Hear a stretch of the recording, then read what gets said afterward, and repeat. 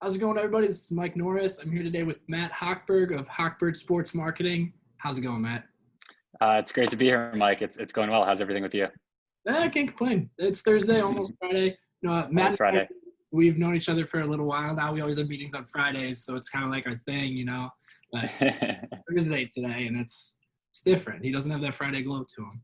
Yeah, I was telling Mike right before we started recording. It's very strange to be seeing his face on a Thursday. So I'm not used to it at all. I don't really like it. I think we're going to stick to our Fridays. Well, Matt's in a pretty unique field. For those who don't know who he is, he does. I'll let you describe it. Why don't you just kind of take it away with everything you do and how you got there? Yeah, sure. Absolutely. So as Mike said, I'm the founder of Hochberg Sports Marketing, which is a sports sponsorship agency focusing on niche athletes and properties. So essentially the whole thinking behind Hochberg Sports Marketing, which was founded in December of 2019, is that a lot of the sports marketing industry is really focused on the 1% of athletes and on the 1% of leagues. So everyone kind of, focuses on the LeBron Jameses of the world or Tom Brady's of the world. But in reality, those guys are not making up the majority of athletes, but it's really the professional marathon runners and beach volleyball athletes and Olympic hopefuls trying to fund their training that make up the majority of athletes. And for my work within the industry, I actually found it much more fulfilling to work on their behalf and to help them close partnerships and to grow their brands versus, securing partnerships, 6-figure deals, 7-figure deals with NBA players. And nothing against NBA players. I'm a big NBA fan, but it just was a little different considering the salaries of those guys versus the livelihoods of, a beach volleyball athlete who's very much living standard everyday life and really is relying on sponsorship dollars and doesn't really have the time themselves to go about finding these opportunities. And they could be passionate about nonprofits but don't really know how to get started. So really just taking a look at those athletes and properties as well, such as the AVP Beach Volleyball Tour that we're working with, and helping them grow their brands and find opportunities. I think that's a good match because you talk about it from the athlete's perspective, but also when you look at a variety of businesses and everything, I mean, not everyone can afford a LeBron James or anyone like that, and nor is it maybe the best option for you. I mean, sure, you'll get LeBron James and you get all the glory that comes with that and everything, but at the end of the day, what's LeBron's engagement rate versus the engagement rate of a volleyball player, like you said, and right. If they're working extremely hard at it, then I would imagine, that they're just going to put a lot more effort into it because it means a lot to them, and they probably want to select brands that they really want to work with. Yeah, I think that's a great point, Mike. It's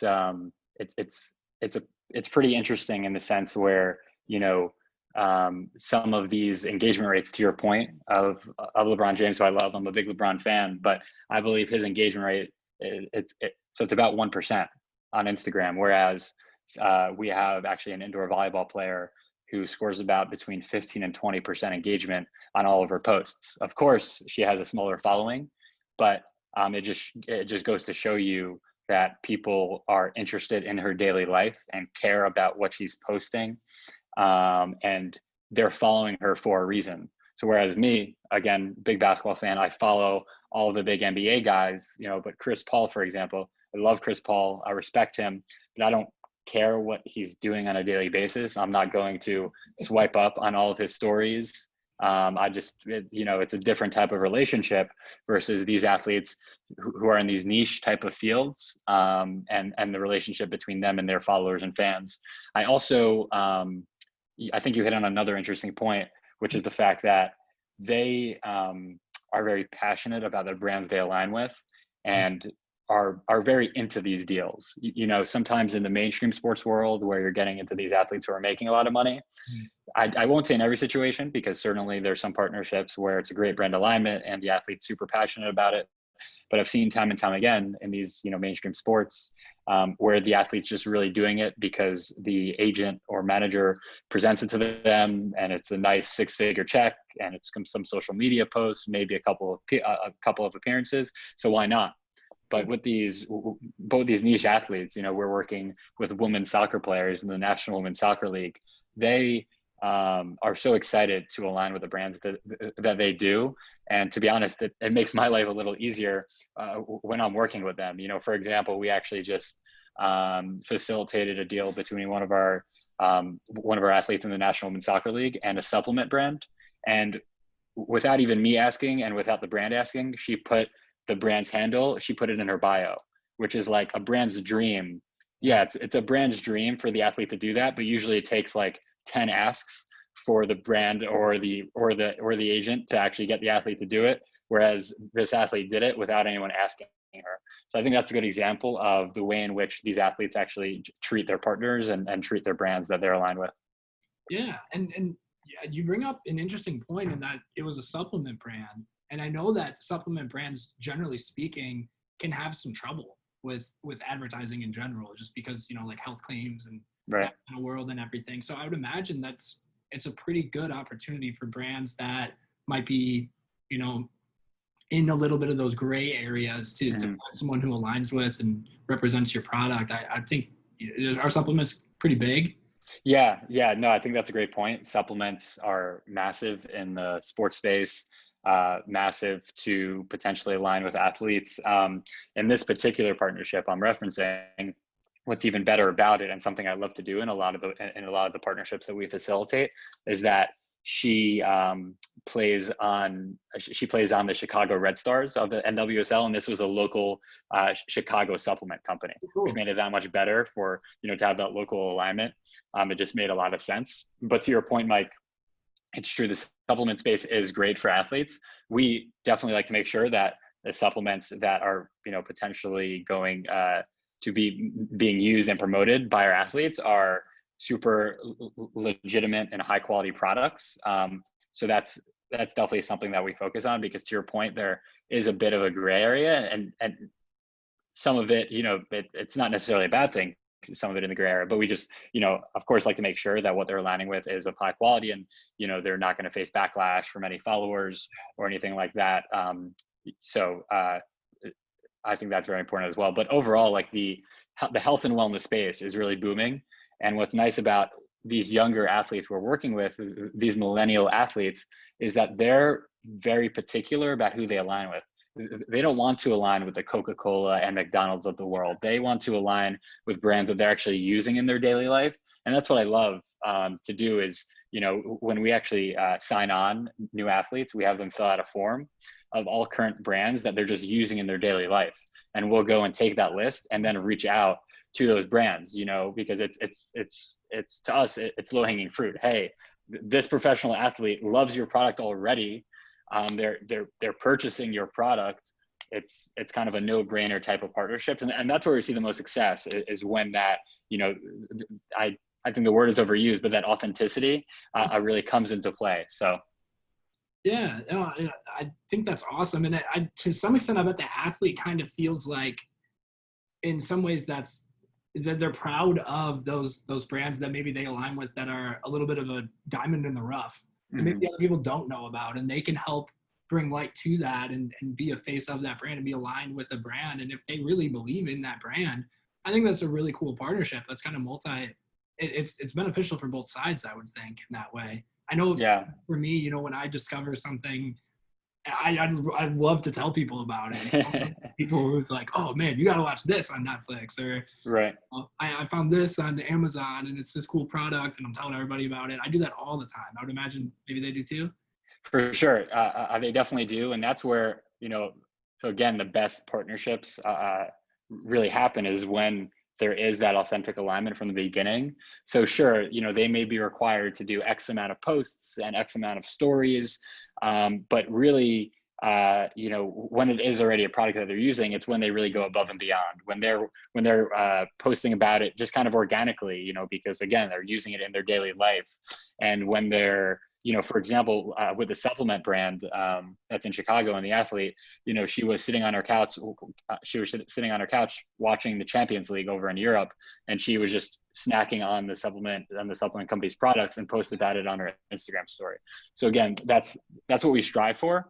That being said, it's certainly so easier said than done for a number of reasons, but it's what we strive for. But there are also partnerships that stem from, maybe the athlete had never heard of the brand, but it's in a category that they're looking for, whether that's a plant-based protein beverage, and maybe they're interested in that space but haven't really found a product. Well, that's still great, because then we can go out to all the different plant-based protein companies and pitch them on our athlete who's very interested in the space. Maybe they're a new vegan and they want to try out some plant-based protein products. So that's also super great, and we found a lot of success there as well. Okay, yeah. So at what point would you say someone should? Let me rephrase. So where does this fall in a brand's marketing mix? What goals does this help to achieve? For sure. No, that's a great question, Mike. So what's interesting about athlete marketing is that it really falls under influencer marketing, right? I mean, athletes are influencers, but they're influencers by nature, not by trade. It's not like, and no disrespect to the, kind of standard influencer, but a lot of their posts are, it's kind of a billboard. Sure.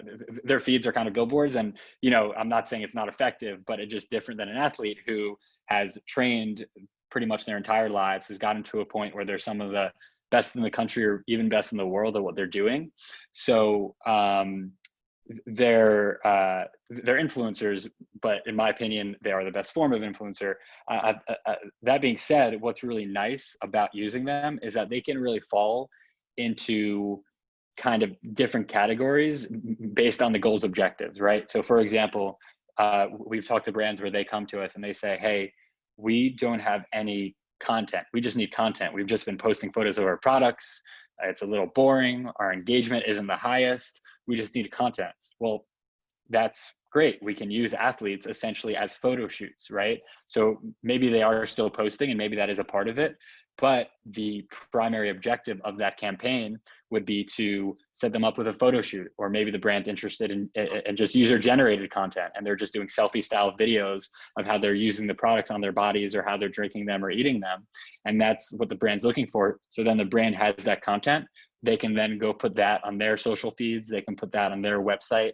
They can include that in email newsletters and really align themselves with athletes who provide an instant sense of validity. So that's just one example. There could be another example where, we're speaking with brands who want to increase their social following, right? So why not do athlete giveaways, which is again, pretty standard in the influencer space, but in my opinion, even more effective with athletes, because in addition to, and I'm sure if for whoever's watching this is aware of, a standard influencer a giveaway campaign, which is, to like the post, you follow the brand and the athlete, and you comment a couple friends. But with an athlete, what you can do is offer private training sessions to give away as well, or signed autographs if an athlete is really a high profile athlete. So there's more you can do with athletes, and they are more versatile in my opinion. That's super cool. I've never really thought about that angle, and if someone's following an athlete, they probably want that athlete's autograph. I mean, if it's a smaller time athlete, well, any athlete really. Really any athlete. Yeah. Oh, that's cool. Last question for you then on my end, unless something else, comes to mind.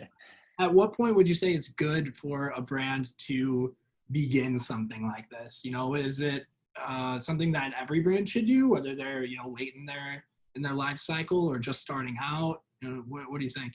Yeah, for sure. That's a great question. Then again, one reason why I started this company and love what I'm doing is because I believe that athletes again are so versatile and can really fit into a brand's marketing plan at any stage in their life cycle. So for example, at a beginning, say, it's a young company, a couple employees, a CPG brand, say, and they're just starting out some social posts, some paid ads. Well, athletes can fit into that paid ad strategy.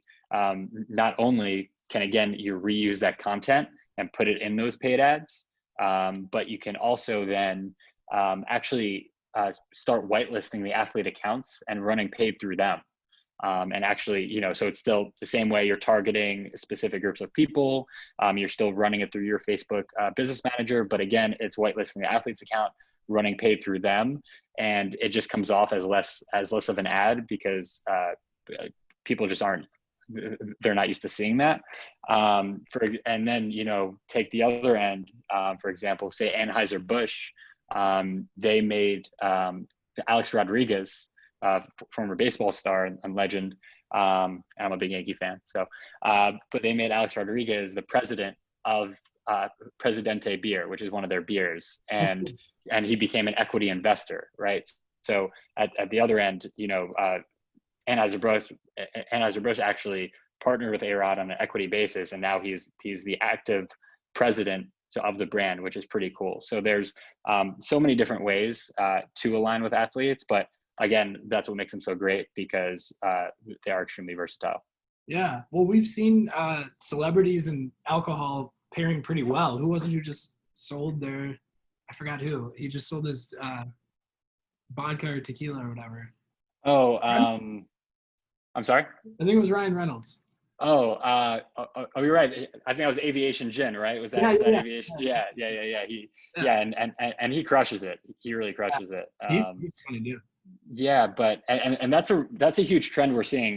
Patrick Mahomes, star in the Kansas City Chiefs, Super Bowl winner. He just partnered with BioSteel Nutrition, a Canada-based supplement company, where he became an equity investor. And that's really the trend we're seeing on the high-profile level. Is these guys not just serving as pitchmen and pitchwomen for the brands, but actually taking on equity roles. One example I love is Kelly O'Hara. She's a member of the U.S. Women's National Soccer Team, and she joined a startup, a grooming company called Tame the Beast. And she actually, when they announced the press release, they announced her. I think her title was VP of Product. So how crazy is that? A star U.S. Women's National Soccer Team player is also VP of Product at a growing brand. That's like 10 years ago, I feel like that would be unheard of. Yeah. But in this era of athlete empowerment, and really them as businessmen and businesswomen, as much as they are athletes, that's what we're starting to see. And that's also what we're trying to bring to these niche athletes is, sure, you may have a smaller following. You may not be on ESPN every day with 1 million articles written about you with tens of millions of followers, but you are a best-in-class athlete who has trained their entire life, and you deserve to be treated as a tier A high-profile athlete. So we've even started to discuss some equity opportunities with our women's soccer players and with some athletes in other sports because of the value that they can still provide. Yeah, excellent. And one other thing, I know I said I was done. No worries. One of the things that when we were working together previously, and we still are, by the way, but when we were... I thought you just fired me, Mike.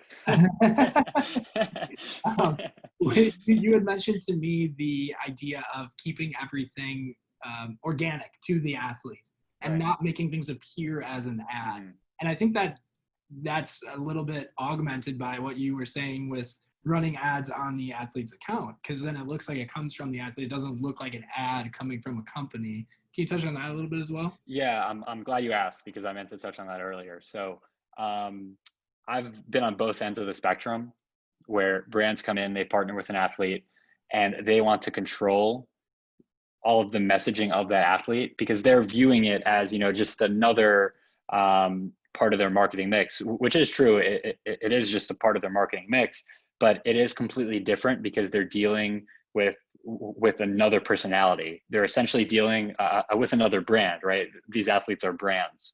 So when, a brand comes in and tries to control the messaging and how the photos and videos are looking, it unfortunately, in my opinion, is really setting up the partnership for failure.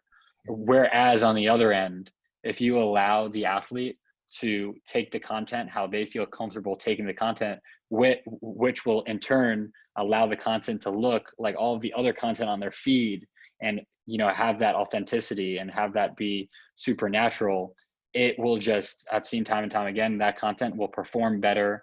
The brand's happier with it, the athlete's happier and don't feel like they're forced into the partnership. And again, that leads exactly to what you're saying in that authenticity and ensuring the partnerships are organic. Because if the athlete, if it's a long-term deal and from day one, the athlete isn't excited about it, then they're not going to do anything extra. They're not going to go above and beyond to, please that brand. They're going to do the bare minimum and just kind of be like, oh, like they're literally, making my content come off as super inauthentic. So that's super important to our partnerships, and something we try to set the expectations to from the start is, hey, we understand we may have to hit a few key points in terms of, if you want to let the athlete's followers know that there's, maybe 18 grams of protein in this bottle.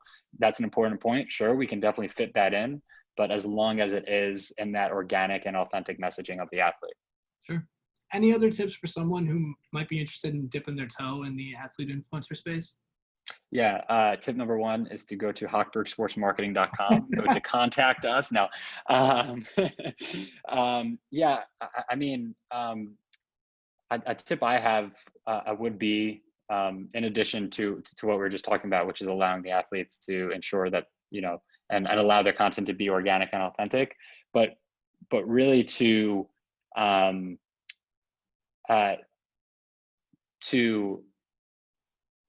it's hard to put into words, but really just kind of understand that when you're dealing with athletes, yes, again, it is under the influencer marketing umbrella, but they're athletes, and they're not influencers by trade.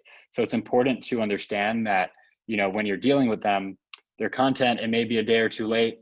You may not be able to get a hold of them right away.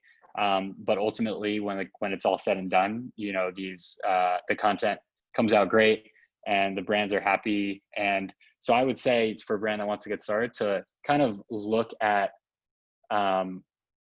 sports overall. It's not just basketball, it's not just football, it's not just soccer.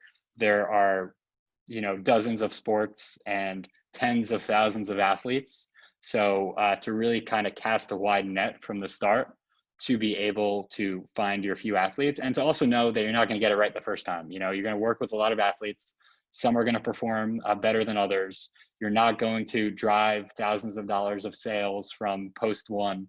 So it's a combination of casting a wide net and setting expectations that, it's not your bottom line is not going to change overnight. Sure. No, that's good advice. Cool. Yeah. Well, go ahead and tell everyone where to find you and everything. Yeah. This was really a pleasure, Mike. Enjoyed chatting with you. Kind of nice to switch it up. Excited to chat with you in less than 24 hours, actually. But I'm at Hochberg, hochbergsportsmarketing.com. Would love to speak with anyone who's interested in jumping into athlete marketing. Even if you have a couple questions, more than happy to chat. I'm also trying to build up my Twitter following. I'm at Hochberg on Twitter, HOCHBERG. You can follow me there.